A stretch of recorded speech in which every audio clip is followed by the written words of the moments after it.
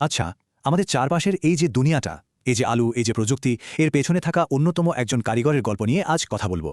এমন একজন মানুষ যার মধ্যে ছিল প্রতিভা, অনুপ্রেরণা আর অনেক রহস্যের এক অদ্ভুত মিশেল।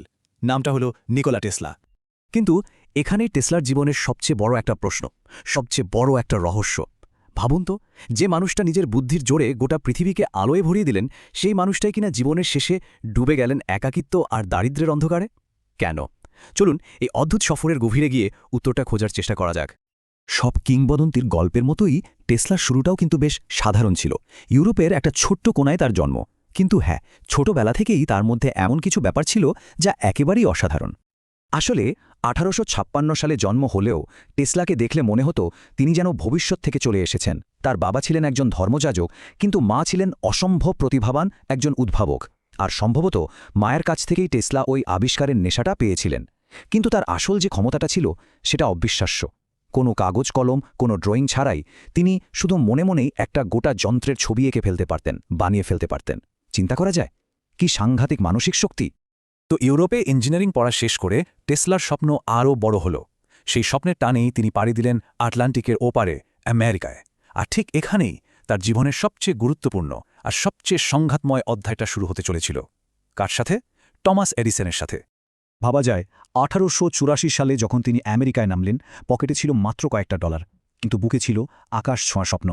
নিজের আইডিয়াগুলোকে সত্যি করার জন্য তিনি সোজা গিয়ে যোগ দিলেন সেই সময়ের সবচেয়ে নামকরা উদ্ভাবক টমাস এডিসনের কোম্পানিতে।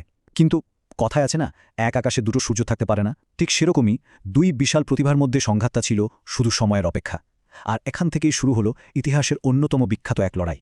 এই লড়াইটা কিন্তু কোনো ব্যক্তিগত রেষারেষি ছিল না। লড়াইটা ছিল ভবিষ্যতের, মানে ভবিষ্যতের পৃথিবী কোন শক্তিতে চলবে সেই যুদ্ধ। একদিকে ছিলেন এডিসন আর তার ডাইরেক্ট কারেন্ট মানে ডিসি, আর অন্যদিকে টেসলা তার অল্টারনেটিং কারেন্ট বা এসি নিয়ে। ব্যাপারটা ছিল খুব সহজ। একদিকে ছিল এডিসনের ডিসি, যেটা ততদিনে বেশ প্রতিষ্ঠিত, কিন্তু এর একটা বড় সমস্যা ছিল, বেশি দূরে বিদ্যুৎ পাঠানো যেত না।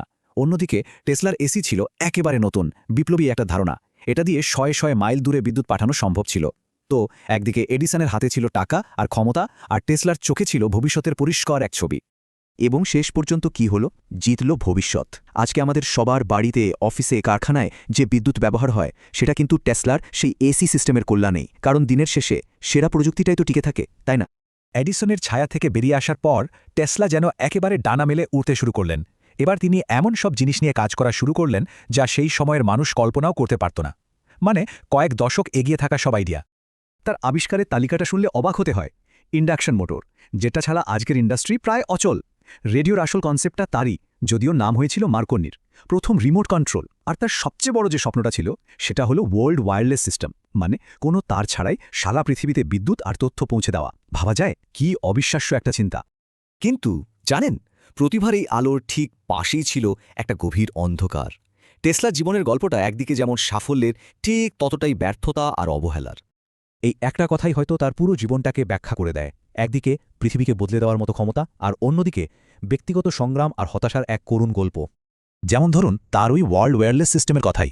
ওটার জন্য যে বিপুল টাকা দরকার ছিল সেটা তিনি জোগাড়ই করতে পারেননি। বিনিয়োগকারীরা তার আইডিয়াগুলোকে স্রেফ অবাস্তব বলে উড়িয়ে দিত। সত্যি বলতে কি, পৃথিবী হয়তো তখনও টেসলার মতো একজন ভিশনারিকে বোঝার জন্য তৈরি ছিল না। জীবনের শেষ দিনগুলো তার কেটেছিল নিউ ইয়র্কের একটা হোটেলের ঘরে, একদম একা, ভয়ঙ্কর দারিদ্র্যের মধ্যে। যে মানুষটা নিজের জিনিয়াস দিয়ে পুরো পৃথিবীকে আলো দিয়েছিলেন, সেই মানুষটাই চলে গেলেন নিঃস্ব হয়ে, প্রায় সবার অগোচরে। কিন্তু টেসলার মতো প্রতিভা কি হারিয়ে যেতে পারে? না। তার শরীরটা হয়তো চলে গেছে, কিন্তু তার কাজ, তার নাম আজও অমর।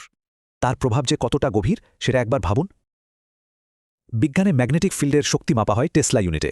তার বানানো টেসলা কয়েল আজও কত প্রযুক্তি আর গবেষণায় কাজে লাগে। আর সবচেয়ে বড় কথা কি জানেন? তার রেখে যাওয়া নোটবুক আর আইডিয়াগুলো আজও নতুন নতুন বিজ্ঞানী আর উদ্ভাবকদের রাস্তা দেখায়, অনুপ্রেরণা দেয়। তাহলে শেষ পর্যন্ত কে ছিলেন নিকোলা টেসলা? শুধু একজন উদ্ভাবক? মোটেই না। তিনি ছিলেন আধুনিক বিদ্যুৎ ব্যবস্থার স্থপতি, একজন সত্যিকারের ভিশনারি, যার দেখানো পথেই কিন্তু আজকের এই টেকনোলজিক্যাল ওয়ার্ল্ড দাঁড়িয়ে আছে। শেষ করার আগে একটা প্রশ্ন রেখে যাই। টেসলা যে তারবিহীন বিদ্যুতের স্বপ্নটা দেখেছিলেন, সেটা তো আজও পুরোপুরি সত্যি হয়নি। কে জানে, হয়তো অদূর ভবিষ্যতে টেসলার সেই অসমাপ্ত স্বপ্নটাও কোনোদিন সত্যি হয়ে উঠবে।